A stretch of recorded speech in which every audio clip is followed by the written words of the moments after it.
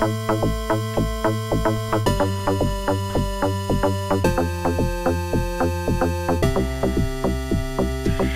you like to read, if you like to think, if you like to see the world differently, grab yourself a book, give the show a listen. Purple Lit Nerd gonna show you what you're missing.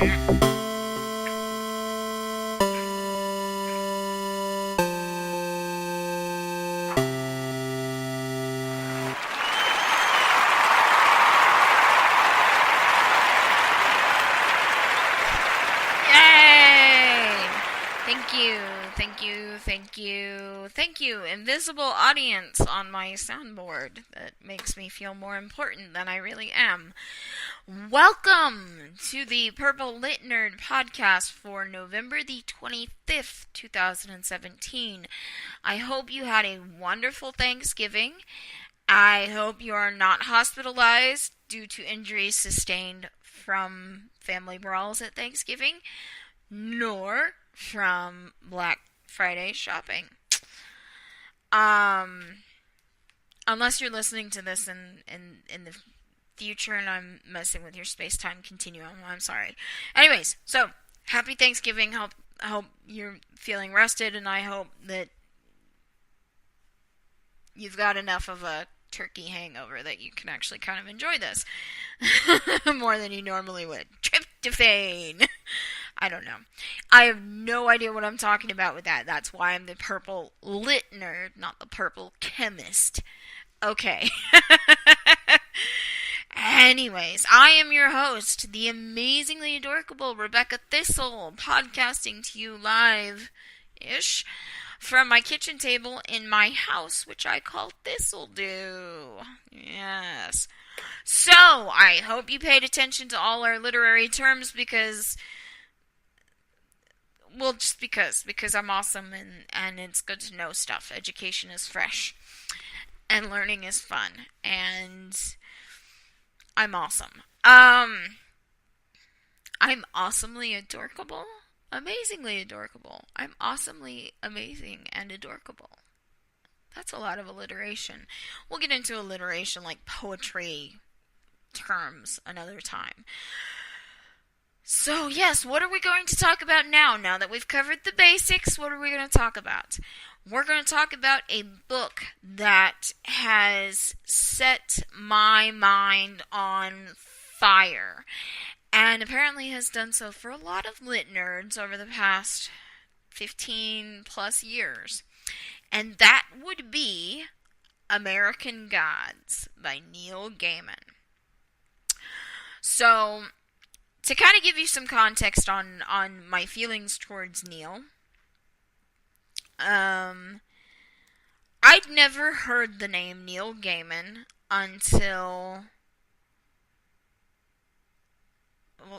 probably until around about the time that I joined Twitter in 2009. And I think that was the first time that I'd ever heard of Neil Gaiman. And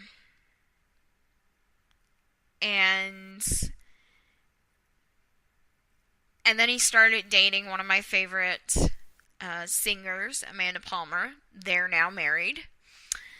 And so I'm sort of like, but for many, many years he was just Neil Gaiman. Like I'd seen him I think once or twice on Craig Ferguson's Late Late Show, back when he was still doing the Late Late Show.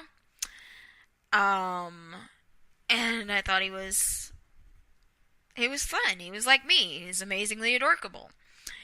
And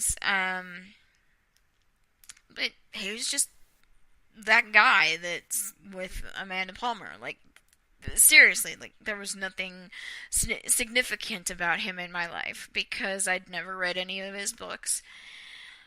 And so I didn't know him. Well, then last summer 2016, I read the Iron Druid Chronicles. At that time, there were 8 novels in the series, and a couple of novellas and some short stories and stuff. But I just finished the novels, and in one of the novels, the main character, Atticus O'Sullivan, relates a story in which he squeed when he met his favorite author, Neil Gaiman. And so that was when I went, aha, I should probably look into this guy, because I'm insane, and I well and truly believe that Atticus O'Sullivan is the man of my dreams. And I know he's fictional. I know it's never going to happen. Even if he wasn't fictional, he's got a girlfriend. I guess they're monogamous, but not really in a sense of we're officially monogamous, but whatever. Anyways, so long story short, I should probably check out Neil Gaiman at some point in time. My sister was the first person to recommend American Gods to me back in December of 2016 when we had a road trip. But it wasn't until this past summer, after I had already read his newest book, or his newest at this time book, Norse Mythology, which is where he retells stories of old Norse gods. I don't like calling it mythology, but that's what the book is called, is Norse Mythology. I'll get into my whole feeling on that in a little bit. But, so I listened to Norse Mythology on Audible, and I quite enjoyed it. So this past summer 2017, I got American Gods. And I probably will repeat this a couple of times, but I want to be clear. I'm working from the 10th anniversary edition, okay? In the introduction to that edition, Neil says that this is the manuscript of the story with which he is most pleased. So to me, if the author says this is the best manuscript, then that is the definitive manuscript. Alright, so that's what I'm working from, and so I listened to that, and I thoroughly enjoyed it. Like, it blew my mind. And so this is the first book that I want to cover on this show, because it's fucking awesome. Okay? So, yes, Neil Gaiman, American Gods.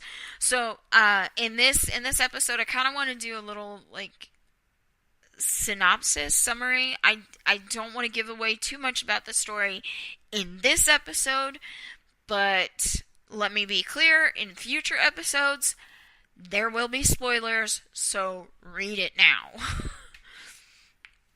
I make it sound like it's that easy. The audiobook, the 10th anniversary audiobook that I have is 19 hours and some odd minutes. But it's a full cast production. It's actually really well done. And Neil does some of the narration as well.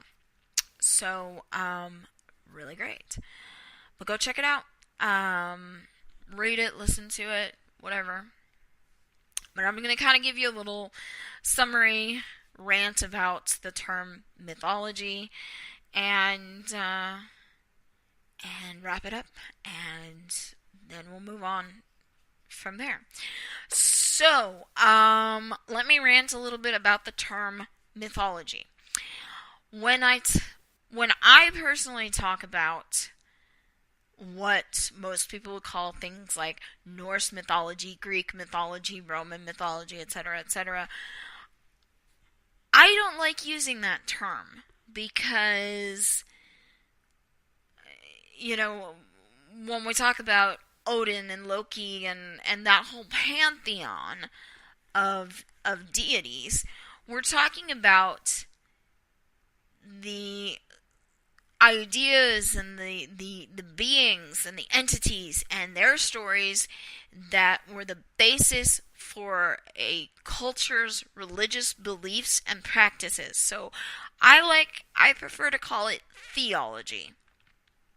But that's me.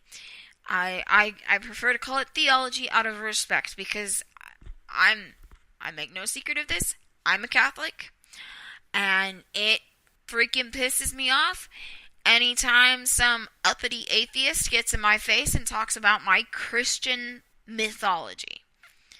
That's not fucking mythology. That's my theology, you asshole. But, whatever. So because I want that respect extended to my religious beliefs, I try and extend it to other religious beliefs. Not modern or otherwise. So, not just modern religions, but, ancients and all that. So, I may slip up because mythology is still the commonly used term, but I get uncomfortable referring to ancient mythology because that was their religion. That's theology, yo. Whether you believe it or not is irrelevant. It's whether that's your religion or not, it's still theology. So extend the respect that you want somebody to extend to you. Just saying. Of course, sometimes uppity atheists just, never mind. I'm gonna leave it at that. So, synopsis. So the basic idea behind American Gods is that all the gods are real. And they're real because people believe in them. So, how do I continue on with this? America is not, the cradle of civilization or the birthplace of life. Basically, we're all immigrants in the Americas because that's just how it is. It's just a matter of how many generations removed are you from your original immigrants. Whether it's one, none, 500, whatever, however many generations, we're all immigrants.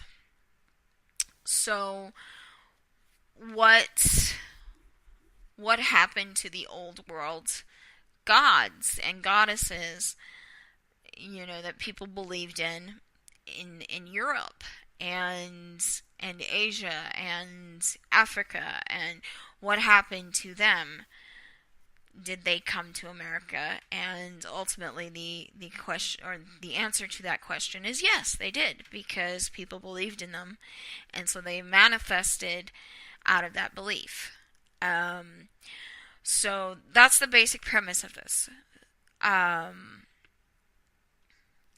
The story, the big overarching story, is that of a convicted felon, Shadow Moon. We are introduced to him in his last day in prison, where he's serving out a term for aggravated assault, if I'm not mistaken. Yes, aggravated assault. Apparently he has some other crimes that were not prosecuted, but they don't get too much into those details. But we're introduced to him in his last days in prison. He is released I think it's 2 days early, because his wife dies in a car accident. So they release him early, so he leaves the prison and flies back to Indiana, and on his flight back, he meets a mysterious stranger who calls himself Mr. Wednesday, who persuades